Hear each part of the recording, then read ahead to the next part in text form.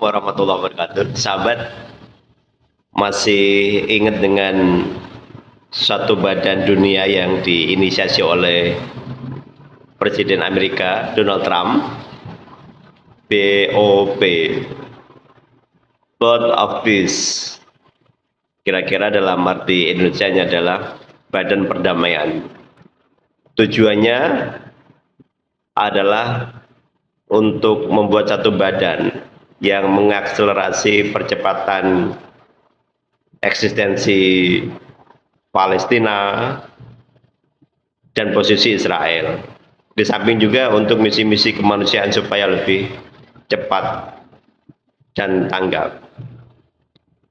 Pro kontra tentu selalu akan mengiringi karena kita mengetahui bahwa Amerika termasuk negara yang perlu kita waspadai, hati-hati dan lain-lain. Di samping itu, kita juga mungkin berpikir apa peran PBB berikutnya, padahal sudah ada PBB. Nah, sahabat, PBB itu memang perkumpulan seluruh bangsa-bangsa di dunia. Tapi ada hak veto yang dimiliki oleh 6 negara, salah satunya adalah Amerika. Dimana kok meskipun PBB sudah ngomong ABC, ketika Amerika mengatakan tidak perlu, selesai.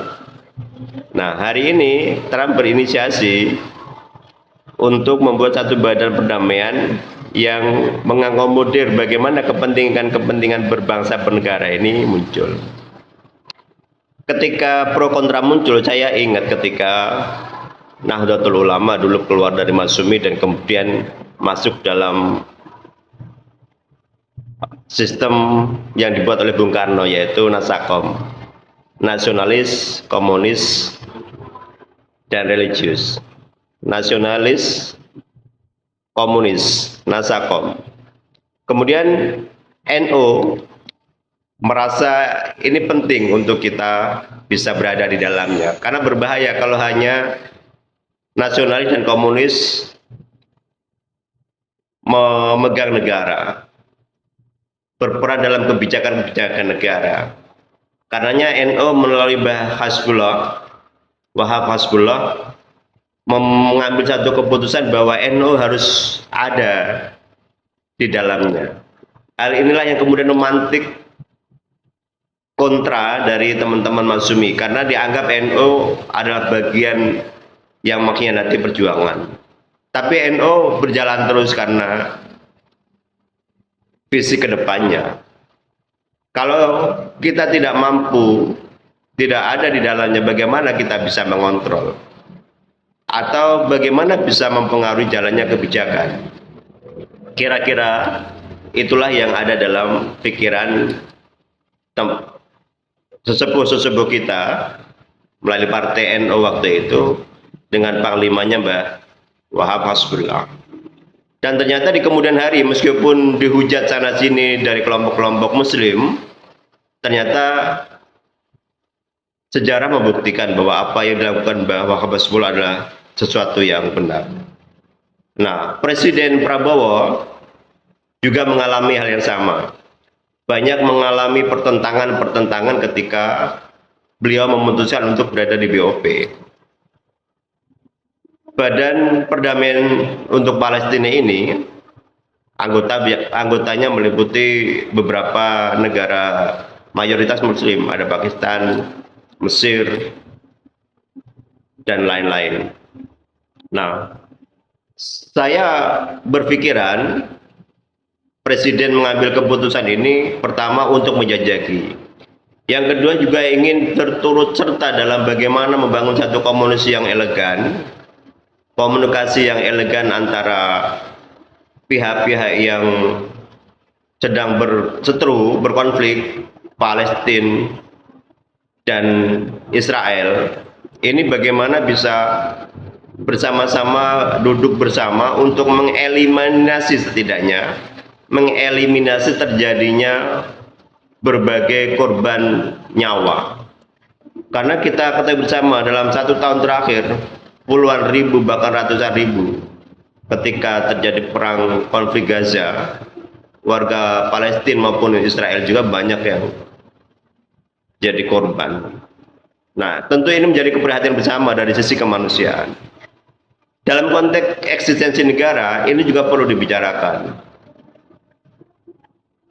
Terlepas Israel maupun Palestina yang hari ini masih klaim wilayah, tapi faktanya hari ini Israel menjadi entitas terkuat di dunia, meskipun negaranya kecil atau bahkan negaranya plok. Akan tapi Palestina sebagai negara yang lemah juga perlu bagaimana dikuatkan posisinya, kemanusiaannya dijaga. Ini tentu hal yang tidak mudah. Akan tetapi setelah kemarin Pak Prabowo mengundang para tokoh, bahkan mantan-mantan Menlu juga diundang ke Istana Negara untuk berdiskusi banyak dan menyampaikan kenapa pemerintah Indonesia masuk dalam badan ini. Dari berita yang muncul bisa kita tangkap bahwa semua mayoritas mendukung apa yang menjadi latar belakang Presiden Prabowo untuk masuk dalam board of peace ini. Karena setidaknya tadi disampaikan bahwa yang pertama, Indonesia dengan visi politik luar negerinya berada di tengah-tengah, tidak blok barat, tidak blok timur, bebas aktif. Dia ingin lebih mengakselerasi gerakannya untuk kemanusiaan. Apakah nanti tercipta dua negara atau satu negara? Saya kira itu adalah pilihan. Yang ingin diambil oleh pemerintah Prabowo dalam hal ini adalah bagaimana kemanusiaan, bagaimana warga Palestina bisa terayomi, terlindungi, hak-haknya terpenuhi. Ini adalah sesuatu konsen yang luar biasa.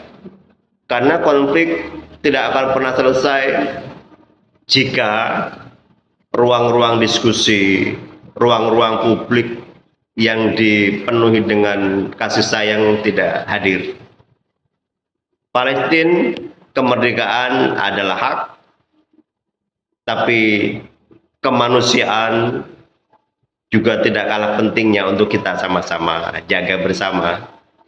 Demikian ulasan singkat saya, mudah-mudahan ada manfaatnya. BOP sama mirip dengan masuknya NU dalam Nasakom ketika awal-awal kemerdekaan.